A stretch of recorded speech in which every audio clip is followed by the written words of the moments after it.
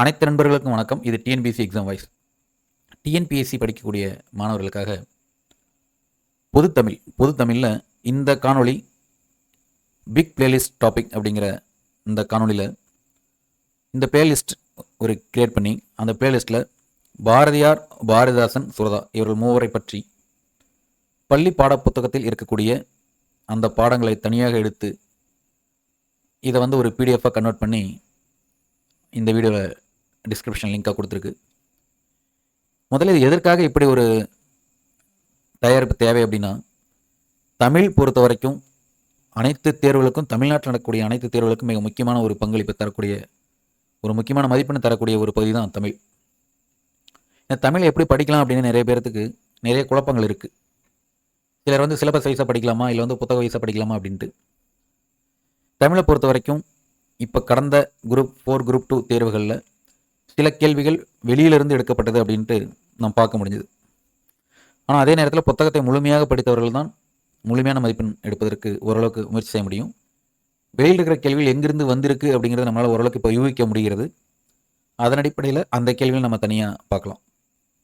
சரி, மொத்தம் பார்த்தா தமிழ் அப்படின்னு எடுத்துக்கிட்டிங்கன்னா 6ஆம் வகுப்பு முதல் 12ஆம் வகுப்பு வரை புதிய புத்தகம், பழைய புத்தகம் அதையும் தவிர்த்து சிறப்பு தமிழ், பொதுத்தமிழ் 11, 12 இருக்குது.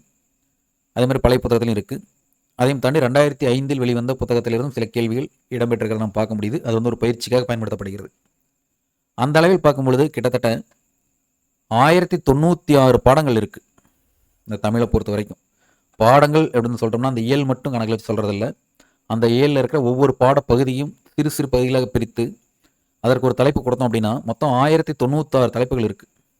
அந்த 1096 தலைப்புகள் இதில் மதிப்பீடு உள்பட, ஏன்னா மதிப்பீட்டு பக்கத்தையும், அதாவது இந்த புக் பேக் கொஸ்டின் நம்ம பார்க்க வேண்டியது மிக முக்கியமானது. அதிலிருந்து கேள்விகள் வருது.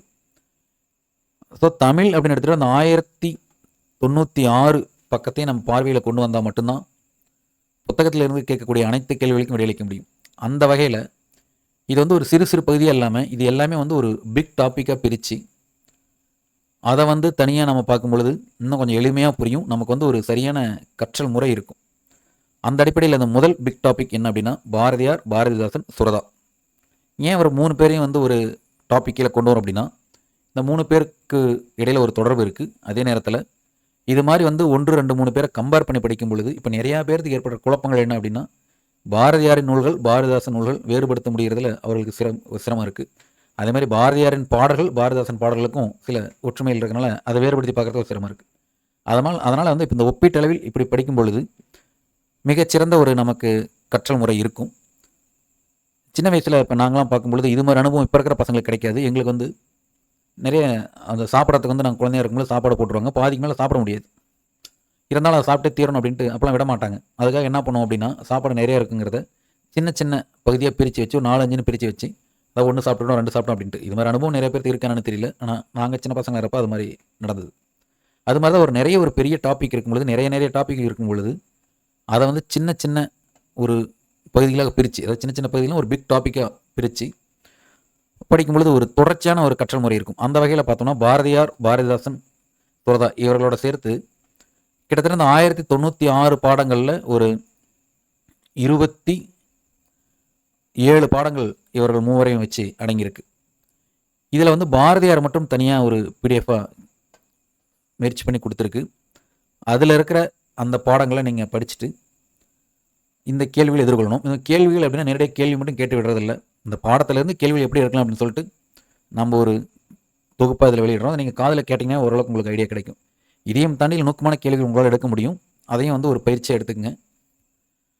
இது மாதிரி தமிழில் மற்ற பிக் டாபிக், அது மாதிரி ஒவ்வொரு பகுதியிலும் அந்த பிக் டாப்பிக்கை நம்ம பார்க்கணும்.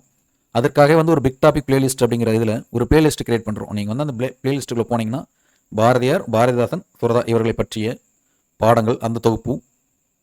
அதே நேரத்தில் ப்ரீவியஸ் இயர் கொஸ்டின் பேப்பர், இந்த ப்ரீவியஸ் இயர் கொஸ்டின் பேப்பரில் பாரதியார், பாரதிதாசன், சுரதா பற்றி கேள்விகள் இருந்துச்சுன்னா அதையும் நம்ம இந்த பிளேலிஸ்ட்டில் கொண்டு வந்துடுவோம்.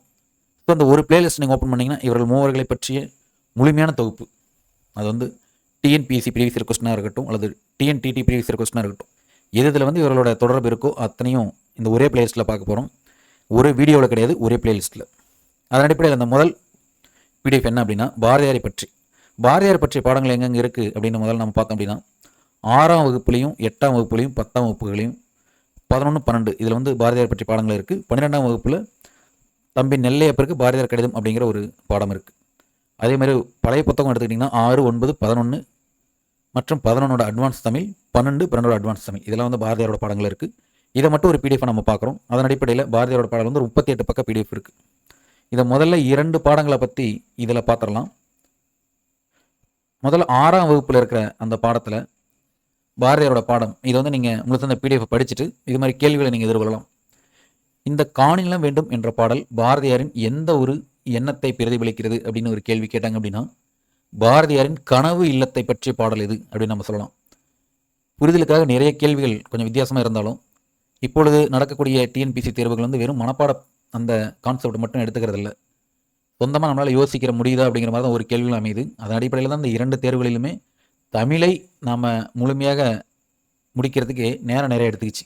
காரணம் நிறைய கான்செப்ட் ஓரியன்டான கேள்விகள் இருக்கிறதுனால தான். அந்த அடிப்படையில் இப்படிலாம் கேள்வி வரலாமா அப்படின்னு கேட்டால் இப்படியும் வரும் அப்படிங்கிற மாதிரி தான் ஒரு பதில் இருக்குது. அதனால் பாரதியாரின் கனவு இல்லம் தான் அந்த காணி நிலம் வேண்டும் அப்படிங்கிற ஒரு பாடல். அவர் எவ்வளோ நிலம் வேண்டும் கேட்குறாரு அப்படின்னா, காணிங்கிறது என்ன? காணிங்கிறது வந்து ஒரு நில அளவை பெயர். சரி, அவருடைய அந்த நிலத்தில் என்னென்ன இருக்கணும் அப்படின்னு எதிர்பார்க்குறாரு அப்படின்னா, அழகிய நன்மாடங்கள் இருக்கணும் அப்படின்னு கேட்குறாரு. அதே மாதிரி அந்த மாளிகையில் வந்து அழகிய நன்மாடங்கள் இருக்கணும் அப்படின்னும், அந்த மாளிகைக்கு அருகில் என்னென்ன இருக்கணும் அப்படின்னு கேள்வி கேட்குறாரு. என்னென்ன இருக்கணும்னு வேண்டார் அப்படின்னா, 10, 12 தென்னை மரம் இருக்கணும் அப்படிங்கிறாரு. கிணறு இருக்கணும் அப்படிங்கிறாரு. காணிங்கிறது நில அளவை, கேணிங்கிறது கிணறை குறிப்பது. அதே மாதிரி நிலா ஒளி எப்படி அங்கே வீசணும் அப்படின்னாருன்னா, முத்துச்சுடர் போல். அப்போ வந்து அந்த அளவுக்கு வந்து சாளரங்கள் இருக்கணும். சாளரங்கள்ங்கிறது இது கொடுக்கல, நான் வந்து சொல்கிறேன் நான். அதே மாதிரி கத்தும் குயிலோசை. இந்த கத்தும் குயிலோசை ஏற்கனவே நம்ம பார்த்துருக்குறோம். குயிலை பொறுத்த வரைக்கும் கூவும், ஆனால் அந்த பாடலை பொறுத்த வரைக்கும் அது நம்ம வலுவாக நம்ம ஏற்றுக்கலாம். அதே மாதிரி அவரோட உள்ளம் மகிழ்ந்திட என்ன தேவை அப்படிங்கிறாருன்னா, இளம் தென்றல் வேணும் அப்படிங்கிறார். அப்போ இதை நீங்கள் முழுமையாக படிச்சிங்க அப்படின்னா இருக்கிற கேள்விகள் உங்களுக்கு புரியும்.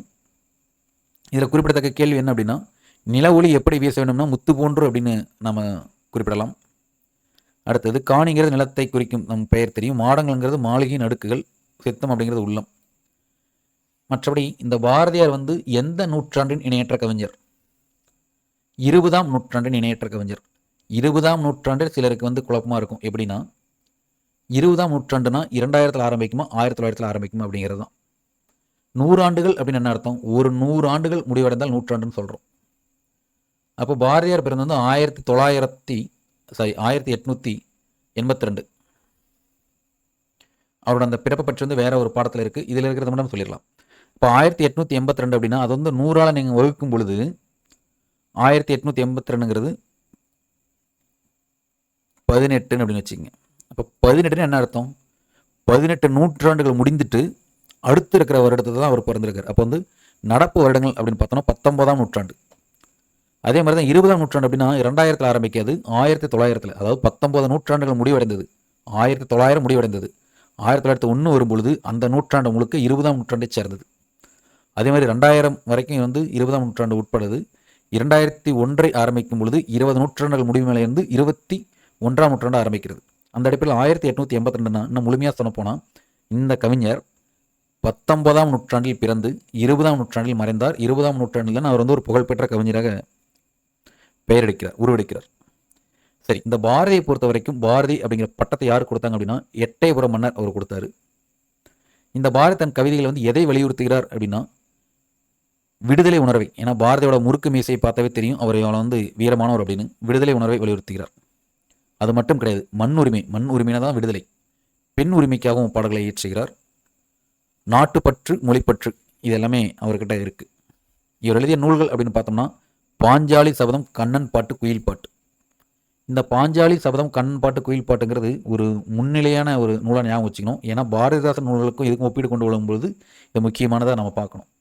ஏன் முன்னிலை அப்படின்னு சொல்கிறேன்னா, கண்ணன் இருக்கிற எல்லா பிரச்சனைக்கும் எல்லா ஒரு நிகழ்வுக்கும் கண்ணன் முக்கியமானவனாக இருப்பான். அப்போ இந்த கண்ணன் அப்படின்னு ஞாபகம் வச்சுட்டு கண்ணன் பாட்டை எழுதியவது பாரதியார் அப்படின்னா, பாஞ்சாலி சபதம் அப்படிங்கிற அந்த பாஞ்சாலி துகில் உரிதல்னு ஒரு நிகழ்ச்சி இருக்குது. அதுக்கு கண்ணன் தான் வந்து சீலையை கொடுப்பான் அப்படின்னு சொல்லுவாங்க. பாஞ்சாலி சபதமும் பாரதியார் எழுதியிருக்கார். கண்ணன் பாட்டு அப்படிங்கிற பொழுது கண்ணனோட பாடல் எப்படி இருக்குன்னா குயில் மாதிரி இருக்கும். குழல்வதும் கண்ணனுக்கு குயில் பாடும் பாட்டு கேட்குதுன்னு பார்க்குறோம். அப்போ குயில் பாட்டும் பாரதியாரே உடையது. இது வந்து இந்த 6ஆம் வகுப்பு பாடத்தில் நம்ம தெரிஞ்சிக்க வேண்டியது. இங்கே மதிப்பீடுகள் அப்படின்னு பார்த்தோம்னா, கிணறு என்பதை குறிக்கும் சொல் இது அப்படின்னா கேணி அப்படிங்கிறது நமக்கு தெரியும். சித்தம் என்பது உள்ளம் என்பதை குறிக்கிறது. மாடங்கள் என்றால் அடுக்குகள். நன்மாடங்கள் என்பதை பிரித்து எழுத கிடைப்பது வந்து நன்மை கூட்டல் மாடங்கள். அதே மாதிரி நிலத்தினிடையே என்ற சொல்லை பிரித்து எழுத கிடைப்பது வந்து நிலத்தின் கூட்டல் இடையே. முத்து சுடர் என்ற சொல்லை சேர்த்து எழுத கிடைப்பது வந்து முத்துச்சுடர், இங்கு இச்சு வரணும். நிலா ஒளி என்பதை சேர்த்து எழுத கிடைக்கும் சொல் நிலா ஒளி, ஓ வரணும். இதை நல்லா பார்த்துக்கலாம். அடுத்த பாடத்துக்கு போகலாம். இந்த பாடத்தில் பாரதியாரோட பாடல் எந்த அமைப்பில் இருக்குது அப்படின்னா, ஒரு புலவர் வந்து தன்னுடைய தமிழை வந்து எந்த அளவுக்கு வாழ்த்திப்படார் அப்படிங்கிற பாடல் தான் இது. இந்த பாடல் நீங்கள் ஒரு முறைக்கு 2 முறை நல்லா படிச்சிங்க.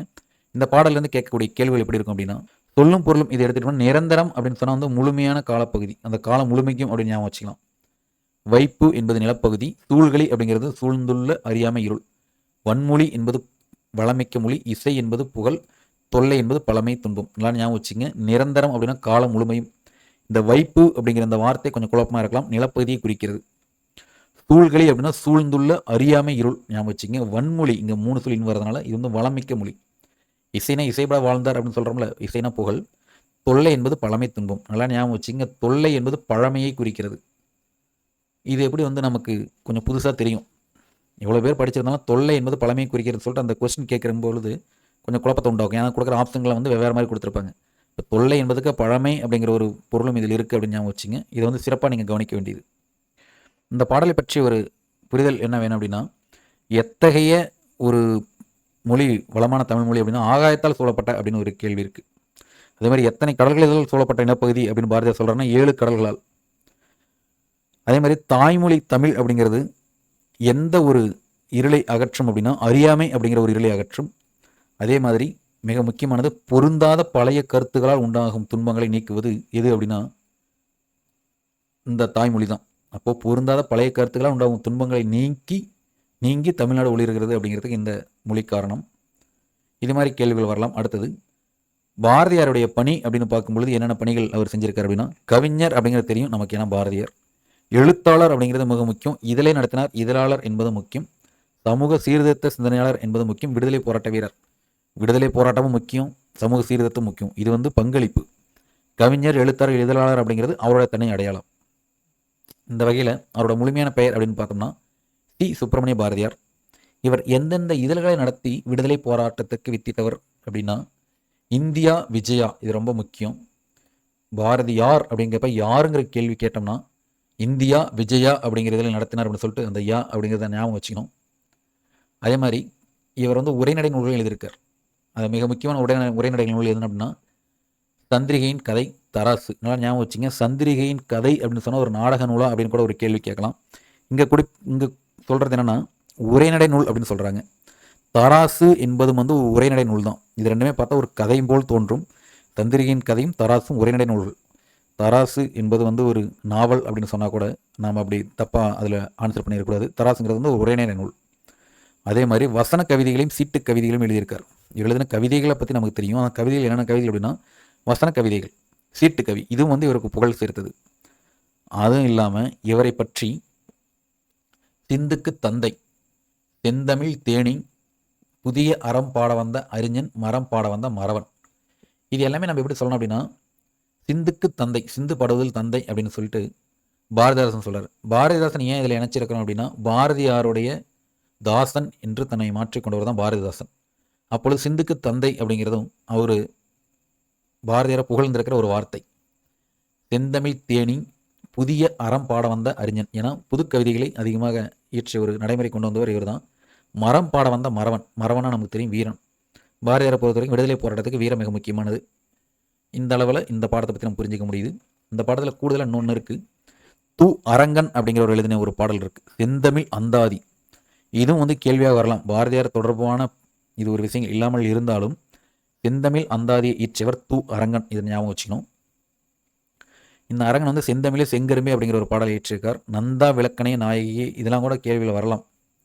இதெல்லாம் சொன்னது யார் அப்படின்னு, இதையும் கொஞ்சம் கவனமாக நீங்கள் படிச்சிங்க. அடுத்தது மதிப்பீடை பொறுத்த வரைக்கும் மக்கள் வாழும் நிலப்பகுதி என்னென்னு சொல்கிறாங்க அப்படின்னா வைப்பு அப்படின்னு சொல்கிறாங்க. அடுத்தது என்றென்றும் என்ற சொல்லை பிரித்து எழுத கிடைப்பது வந்து என்று கூட்டல் என்றும். இதெல்லாம் வச்சுங்க, 2 என்றும் வந்துடக்கூடாது, என்று கூட்டல் என்பதுதான் சரி. வானம் அளந்தது, இதை பிரித்து எழுத கிடைப்பது வந்து வானம் கூட்டல் அளந்தது என்பதுதான் சரி. அறிந்தது கூட்டல் அனைத்தும் அப்படிங்கிறது சொன்னோம்னா அறிந்தது அனைத்தும் இதை ஞாபகம் வச்சுக்கணும். அறிந்தது அனைத்தும். அடுத்தது வானம் கூட்டல் அறிந்த, இதனை வந்து சேர்த்து எழுதணும்னா வானம் அறிந்த, ஞாபகம் வச்சுங்க. வானம் அறிந்த இதுதான். சரி, இந்த அளவில் இந்த 2 பாடத்தை படித்து இந்த கேள்விகளை புரிஞ்சிக்க முடியுது. அடுத்த பாடங்களை அடுத்த பகுதியில் பார்க்கலாம். கேள்விகளோட அடுத்த பகுதியில் மீண்டும் சந்திக்கலாம். இது மாதிரி வந்து ஒரு தொடர்ச்சியான வீடியோக்கள் உங்களுக்கு இந்த பிளேலிஸ்ட்டில் இருந்துகிட்டே இருக்கும். இந்த பிளேலிஸ்ட்டை பொறுத்த வரைக்கும் 0001 பாரதியார், பாரதிதாசன், சூரதா, இந்த பிளேலிஸ்ட்டில் இவர்கள் சம்மந்தப்பட்ட பாடங்கள் மட்டும்தான் வரும். நீங்கள் வரிசை அதில் எடுத்து நீங்கள் பார்த்து இதை புரிஞ்சிக்கலாம். மீண்டும் இதே பிளேலிஸ்ட்டுக்கான அடுத்த பகுதியாக நம்ம பார்க்க போகிறது 10ஆம் வகுப்பு. அது அடுத்த ஒரு வீடியோவில் பார்க்கலாம். Thank you to all.